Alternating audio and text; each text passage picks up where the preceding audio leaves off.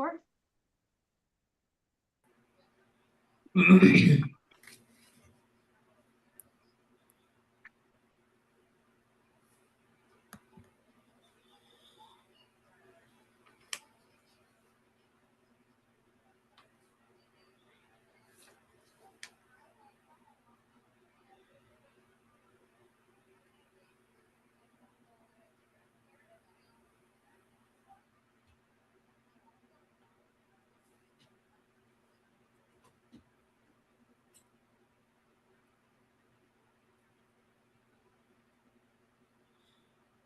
Louis, what do you think about this city winning that case? Oh, did they win the case for the police department? Mm-hmm. Oh, well, I think that's a good thing because they were getting out of hand. Getting out of hand. Yep. Just adding more stuff. You know? Mm-hmm. All right, so we are live.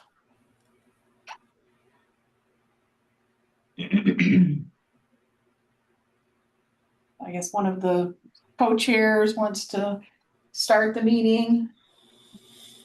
Okay, we would like to start the Tuesday, June the 2nd, 2026 meeting starting at 4:30. It is the legislative rules and regulations. And can we have a roll call? Christina Bennett, Candace Carter Oliver, Louis Cross, Present. Kelly Dobell, Barry Donaldson, William Heisey, Present. Emily Hubbard, Shanice Johnson, Present. Yvette Levy, Yes. Present. Jennifer Orr, Albert Sanders, Present. Andrew Vian, Doris Walker. Present. Okay, so we do have 6, so we have enough for the meeting.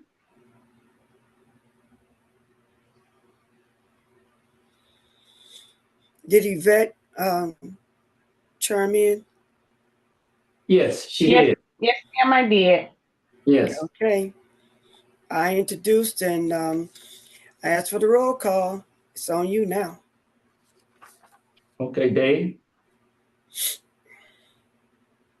Sue, do you want to tee everything up, or you just want me to get going, or? Yeah. So you want to start with the rules revisions? Sure. So I think everybody saw the agenda. We're here to talk about some changes to the rules and regulations, and then we'll get into some some fiduciary training for the trustees. So, okay, you're sharing the screen there. Okay.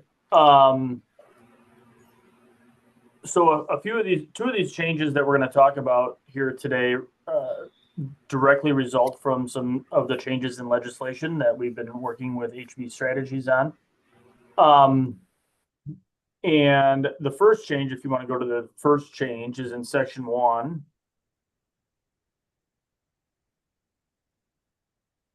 Do you want me to share my screen, Sue, and then I can just kind of... Okay, yeah, you can. Yeah, why don't I just do that one? Screen here.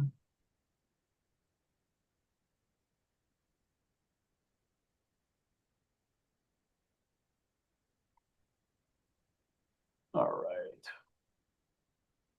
Everybody see that? Yep. Okay. So this is the change regarding the quorum and the number of members that need to vote on any sort of matter. And we've been working, the last couple of years on getting legislation changed, and we had this issue where they didn't update the quorum requirements, or it was a little bit unclear as to, what constituted a quorum and how do members vote. And so we got legislation approved last month. And so the rule is effectively similar to what it was in the past, but the new rule is that 7 members of the board shall constitute a quorum. And then you need at least 7 members to vote in the affirmative for any action. And so before it was kind of unclear as to what constituted a quorum and how many members needed to vote and so forth. And so now this makes it perfectly clear. And we are now following the law here, which says that 7 members shall constitute a quorum, and we need 7 members to vote.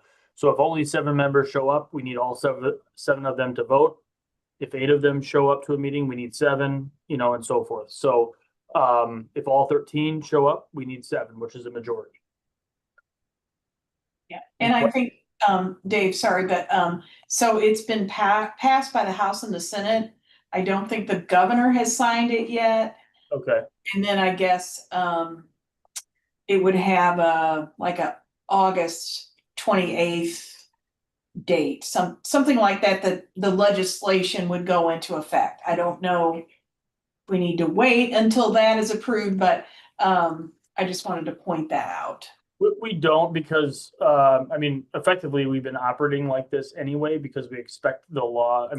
There's really nothing holding it up other than the signature, I guess, by the governor. So this is kind of how we need to operate. And this is how we have effectively been operating. I think everything that has been approved by at least 7. So I don't think we need to wait. And I think we need to kind of operate under this method. If we want to wait to actually, amend or adopt these rules, we can certainly do that, so we don't have to do it twice, but I can't imagine anything changing. Yeah, and I think we'll know pretty soon. Angie didn't anticipate that there were any issues with him signing the bill, so I think he'll sometime in July probably sign it. Is it like July the 18th or something like that? I don't remember. I remember exactly. last year we Yeah. had to wait until the last day Yeah. for him That's to. right. Yeah, there was a deadline, you're Right. right, for when they signed the bills. And we'll get into the process of, revising these rules documents. So maybe that actually would, that might drive pretty well. The second change is regarding, a co-chairperson. So in the past, the committee shall be a committee of the whole made up of all board members. The chairperson shall appoint a chairperson for each committee, and may also appoint a co-chairperson. And so now with the additional members, we have 13 trustees, there could be multiple co-chairpersons. And so this change basically just reflects the possibility that there could be more than one chairperson. There could be multiple co-chairpersons.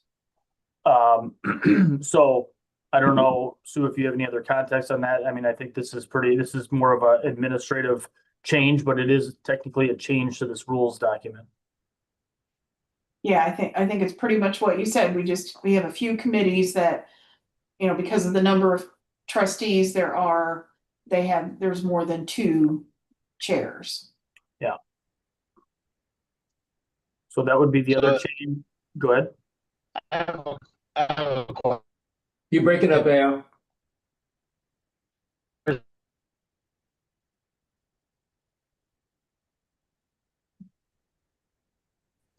Like 2 chairpersons for the board. Yeah, say it again. We couldn't hear you. It's 2 chairpersons for the committees. For our committees, we can have 2 chairpersons, but not necessarily 2 chairs for the board. Correct. There's only one chairperson on the board, and then this relates to any committees. Okay. I have another question, but y'all can't hear me. I'm gonna see if I can wait. Oh, we can hear you now. We can hear you. The first one, and this is just, I guess, about the vote, because this is the legislative committee, right? So if we vote to accept it, don't we have to vote to accept the changes? Is that what that means? Yeah, you're still breaking up, Al, but we talked about this via email today, and the process for updating this is that it needs to be presented at a board meeting. Let's see here. Let's see here. I think number 11, maybe. Let's see what, I know you copied that. I just wanted to, Yeah, here. it's in the actual rules. Yeah, that's what I thought. Okay. Let me just read what it's, Al, let me just finish going through and then I can talk about that because I did want to mention that. And once I go through this next change that it might be a little helpful. So let me talk about that last. So far we have the quorum and the voting requirements change. We have the administrative change to allow multiple chairpersons.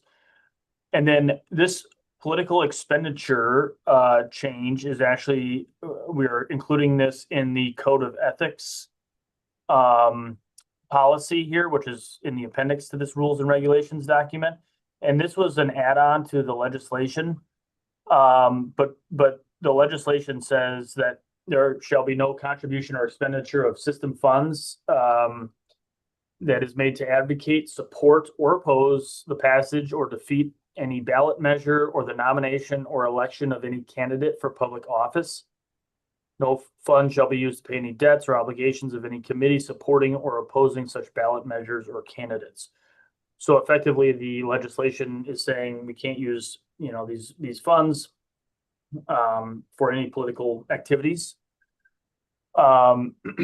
And then it said, we say that nothing shall prohibit the system or its employees from educating and informing members of the public about the impacts of any particular program, process, job duties, anything like that. And so this is not saying you can't speak on any measures or speak about supporting or opposing any candidates. It's just saying that we can't use any system funds. And so this is a rule. This will be a rule and a law. And so in my view, it kind of falls under this kind of code of ethics policy. Just to make sure that nobody's using, system funds for those political activities. So going back up then to the process here, let's see here.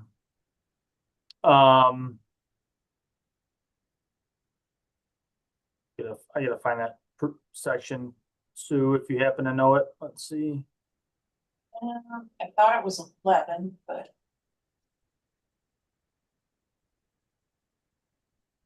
Rules of order, election of trustees.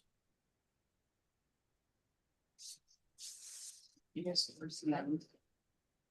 there, it was right there. It's 12, I think.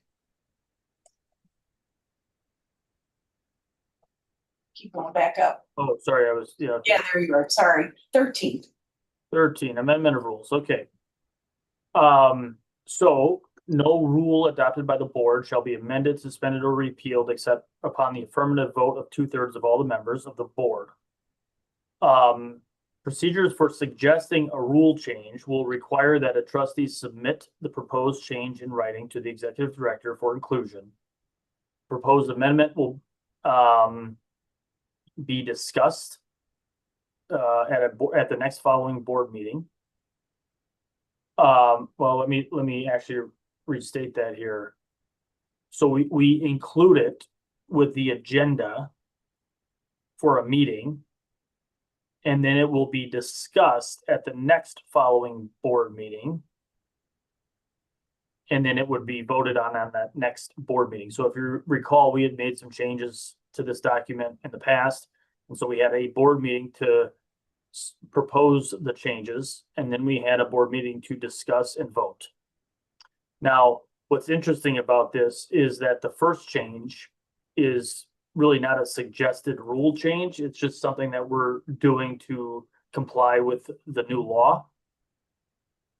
The last item that I talked about was really not a rule change. Again, it's just putting it in the code of ethics policies to comply with the law. That said, the second one about allowing multiple co-chairpersons is, I would probably say, is a suggested rule change. And so the conservative approach here is to bring this up, at a board meeting and then hold a second board meeting, which could be a special board meeting like we did in the past, to discuss and approve the change. So you mentioned about waiting until that legislation is signed. And so perhaps what we would do is at the next board meeting, bring this up on the agenda. And then either wait until August board meeting, or if the legislation passes, we can, call a special board meeting to approve it. Okay. But I mean, I would think if all of this really can wait unless you're looking to appoint multiple co-chairpersons to a committee before August. Well, we kind of have multiple co-chairs now. So, I don't really see that being an issue. So whether you want to wait or either way, I think we need to bring this up at the next board meeting and then decide, do you want to call a special meeting right after that? Or do you want to wait until August?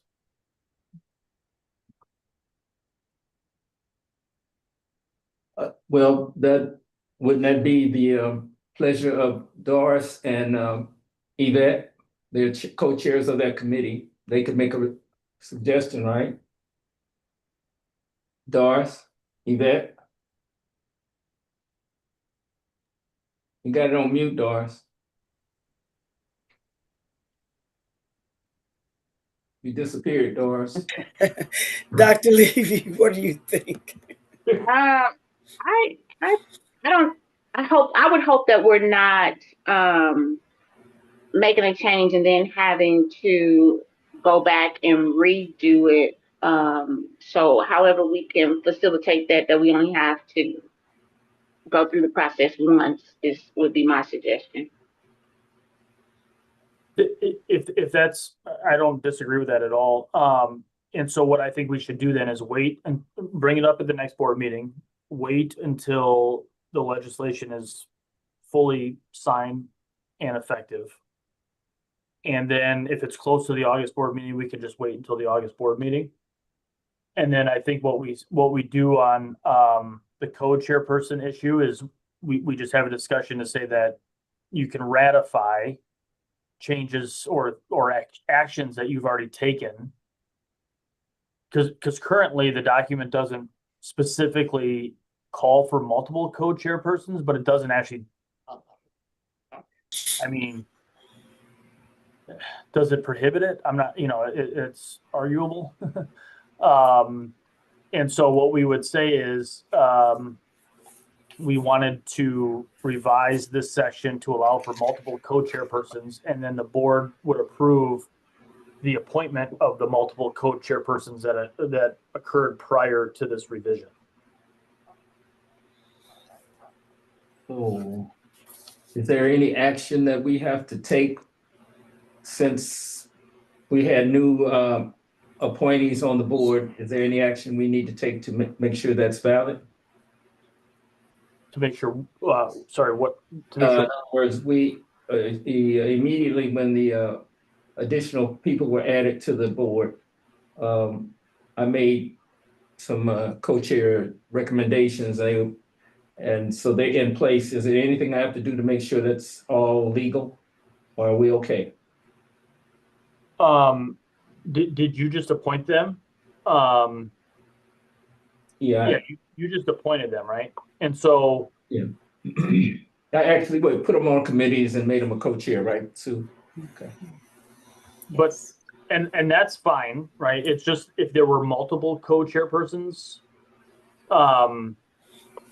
this is technically saying that, the chairperson of the board, that's you, shall appoint a chairperson and may also appoint a co-chairperson.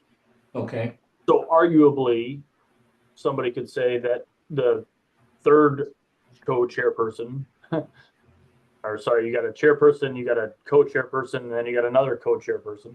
So Right. the third person in that, is not technically a co-chairperson because the rules didn't allow for it.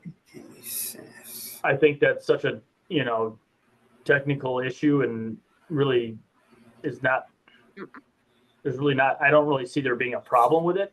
So Okay, what we can do is, at the next meeting, when we approve these changes, the board could just vote to say that they are approving your appointment of the multiple co-chairpersons. That way Okay. we have everything covered that, nobody can object that they are a co-chairperson. I have a question. Do we have any three chairs right now, Lewis? Yes, Yeah, we have two committees, the benefits committee and the investment committee. right. Okay. Kelly Sobel is a new board member and she's on the investment committee as a co-chair. And Mary Donaldson. Mary Donaldson is on is a new member and she's on the rules and regulations. No, benefits. I'm sorry, benefits. Benefits. The other approach, Louis, is that you could tell them they are not a co-chairperson yet until we approve this change, but Okay, I don't know. I don't have a strong opinion one way or the other. I think it's kind of silly to say, okay, you were a co-chairperson, now you're not, but then you will be again. It just kind of unnecessary, I guess, in my view. okay, So either way, we got to have two more meetings after this to approve the changes, Correct. and two more interview full board meetings. Even if we decided to vote with rules and regulations to say, okay, we accept the changes, and then we just got to bring it to the full board. But we would have to have an emergency meeting right after the next board meeting to approve the changes. Well, a special board meeting, but I think we're going to bring it up here in the June board meeting. The legislation won't be signed yet, so we don't want to hold that special meeting until that legislation is signed. Okay, I'm thinking August already. Sorry about that. Yep, no problem.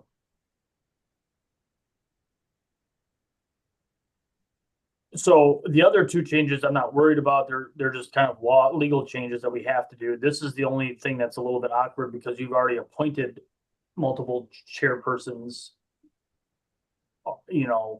It doesn't specifically provide for that. So you either you remove them as a co-chairperson now and then appoint them once this gets changed, or we change this, get this approved, and have the board just retroactively approve the appointment of the co-chairpersons.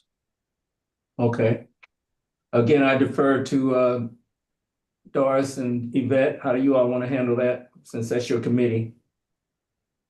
I think we retroactively approve it, Okay, because I think looks a little messy to say you are the chair, now you're not, now you are, yeah. issue is an That's issue. weird. All right, Yeah, Okay then. yeah. I'm sorry, Dave. I was gonna say, and I mean, and especially if we get that retroactive approval, I don't, there's really no harm done to anybody. I don't really know how anybody could challenge that. So, I think the retroactive approval of that appointment is really what we should do.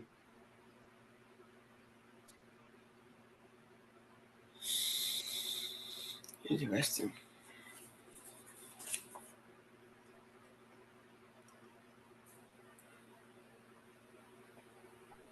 Is there anything else on this? Anything else we need to do? Did you go back to Albert's question? Well, I Or think did you The question answer was- Albert's question? I think so. Al, let me know. I mean, your question was, how do we approve this? What's the process? And I think we just discussed that, but did you have further questions in that regard? He dropped and he's just now He's coming coming back back on, in. Okay, Might Yeah. need to repeat that. because he's having Sure. some technical problems, I think. no problem. Al, you there?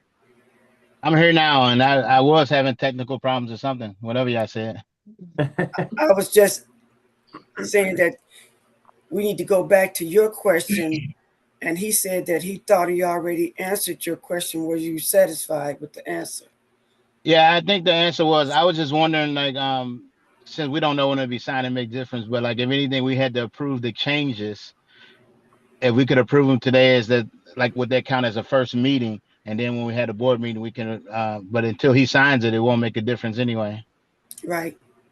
Right, but I do think to follow this here amendment, what needs to be done is,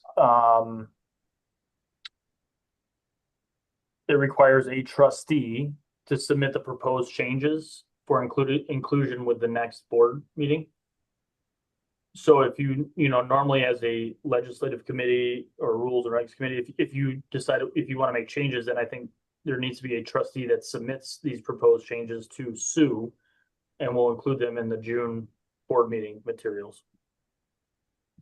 Okay. So let me make sure I got this.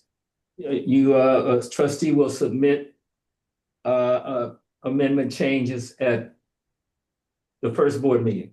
Correct.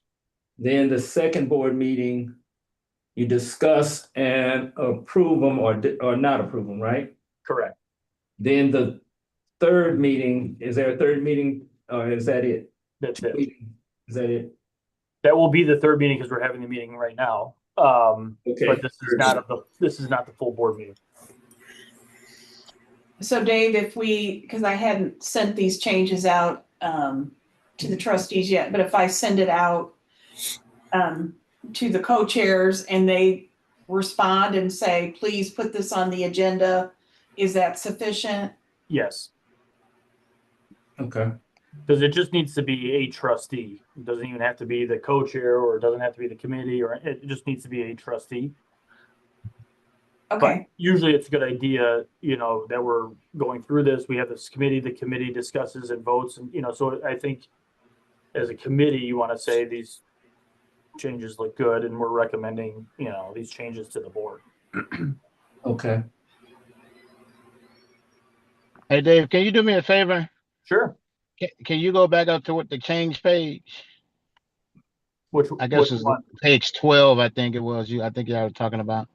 Now go down to section the one that was underneath the co-chairperson stuff. For a committee? Yeah. Yeah, number 3, section 3. That won't. What is that? We won't have that anymore, right? Well, there's 4 members that are required to form a quorum for a committee meeting. Okay. And then the affirmative vote of a majority of the members present at that committee meeting is required to approve. So Okay. That's just for committees. Just okay. I didn't read the whole thing. That's what I get for trying to drive and read. Yeah, please be safe. Are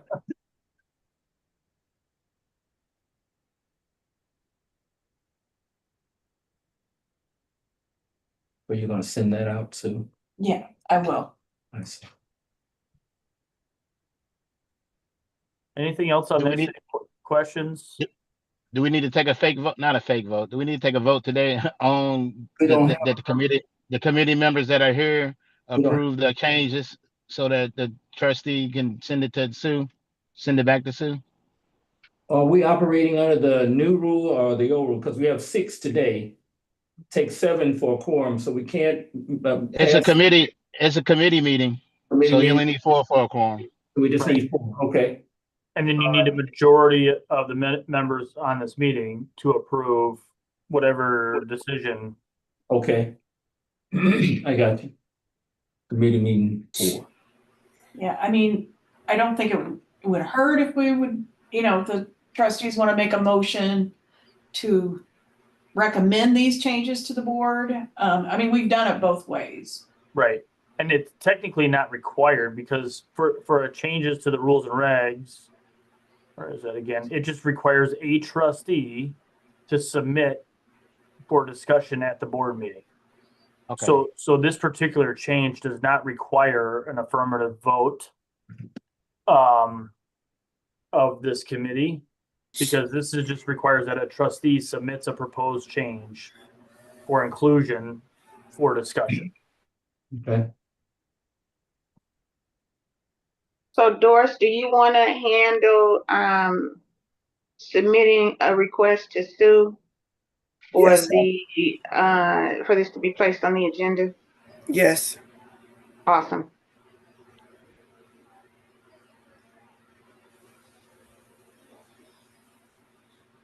That's all I had for the rules and regulations document.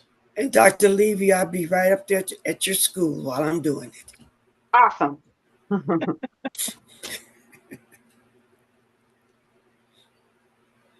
Okay, so then Dave had put together a great presentation on Yes, he fiduciary. He always does. So Yeah. I think Yeah. Dave was recommending that we do that in closed session. Christina, yeah, can you share your screen there? Oh, you got it. Okay. Yeah, we have to put the motion up first, Christina. Okay. Thank you. Hello, Christina. Hello. Okay, so it's that first motion. Oh, that's not Bennett. Oh, okay.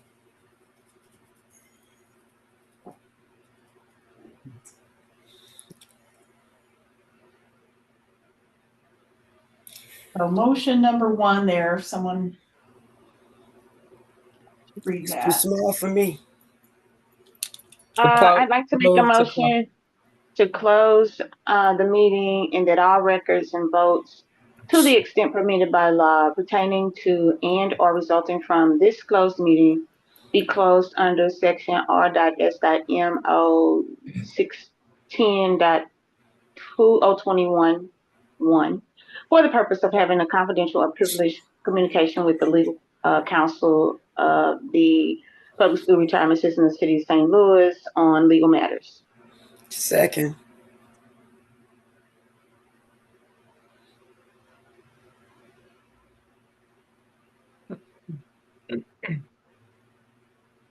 And would you like a roll call? Yes, please. Thank you. Candace Carter Oliver, Yes. Louis Cross, Yes. Kelly Dobell. That's there. Kelly Dobell, Yes. William Heisey, Yes. Shanice Johnson, Yes. Yvette Levy, Yes. Albert Sanders, Yes. Doris Walker. Yes. So we do have 8, the motion carries. All right, so I'll stop sharing, then Christina, if you want to put that banner up.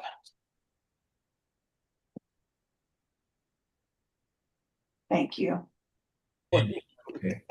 All right, let me just verify. Okay. Live here. 6:14.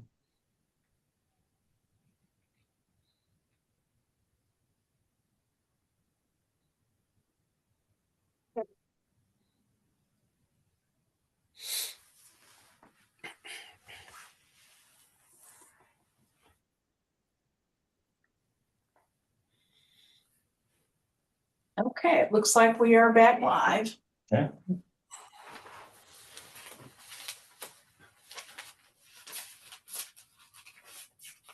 I don't think we had Okay, Laura, anything else that's it. on the Anything else? agenda. No, I have nothing else. Dr. Levy, you want to end the meeting? I have nothing else either. And if the chairman is good and has nothing, No, I'm ready to I'm ready to get out of Dodge. Have we then, the meeting? then I'd like to make a motion that we adjourn our meeting for today. Second. All those in favor? Aye. Bye. Aye. Bye. Wonderful. Guys have it. Okay. Thank you all so much. Bye-bye. Thank you. All right. See y'all later. Thank you, Dave. Thank you. Everything was fantastic Christina. as usual. Very good presentation. Thank Excellent you. presentation. Yes. All right. Have a good evening. Okay, you too. Bye-bye.